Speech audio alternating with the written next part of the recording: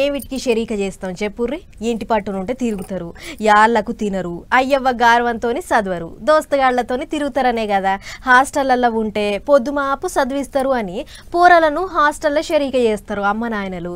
ఇక గవర్నమెంట్ వాళ్ళ గురుకులం బళ్ళ సీట్ వచ్చిందంటే ఇక 12వ తరగతి అయిపోయిన దాకా రందే ఉండదు అని అనుకొని గురుకులాలు రాపిస్తుంటారు. సీట్ వస్తే సంబరపడుతుంటారు.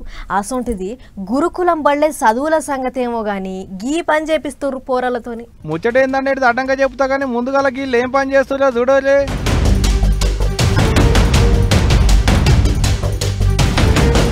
రైట్, గీడ బల్లాలు మోసేటోళ్ళు అడ్డ మీద కూలోళ్ళు కాదు, ఊళ్ళో ఉత్తగా తిరిగేటోళ్ళు అంతకన్నా కాదు, గురుకులం బయట చదువుకునేటి పోరలు. ఆవు హాస్టల్ పోరలతో ఇట్లా బల్లాలు మోపిస్తున్నారు బడి పంతులు. పెద్ద ముచ్చట ఏందంటే అక్కడ జిల్లా చదువులో పెద్ద సారి చూస్తున్నాడు ఆన్నే. ఇక అసలు ముచ్చట ఏందయ్యా అంటే సంగారెడ్డి జిల్లా మునిపల్లి మండలం లింగంపల్లి అనేటి ఊళ్ళో ఉన్న గురుకులం బయట పైటీలియాల పోరలు తిండి తినేటి యాళ్లకు బడి కూడా కూలింది. కొంతమంది పొల్లగాళ్లకు దెబ్బలు తగిలినాయి కూడా.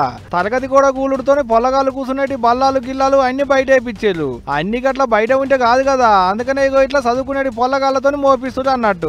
పిల్లలతోటి పని అనేది అసలే చేయించకూడదు. కూలీలను పెట్టి వాళ్ళని చేయించాలి. అసలు కూలీలను పిలిపియండి, కూలీలను పిలిపించి చేపియండి. అసలు పిల్లలతో పని చేపియడం మంచిది కాదు. అంతే కదా మరి, కూలీలను పెట్టుకోవాలి.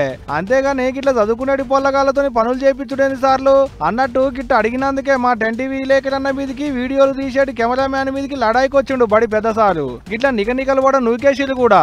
మంచి చెప్పబోతే మసీద్ మీద పడ్డట్టు అయింది అన్నట్టు. ఇప్పుడు అంటే ఎవరికేం కాలేదు కాబట్టి సరిపోయింది, కానీ ఆంకల్లో ఎవరికన్నా ఏమన్నా అయితే ఏమయ్యేది, ఎవరిని అడిగేటోళ్ళు ఉంటే ఓ ఆలోచన చేయాలి సార్లు జర అంటున్నారు బయట చదువుకునే పొల్లగాళ్ళ అమ్మ నాయనలు. అంతే కదా మరి.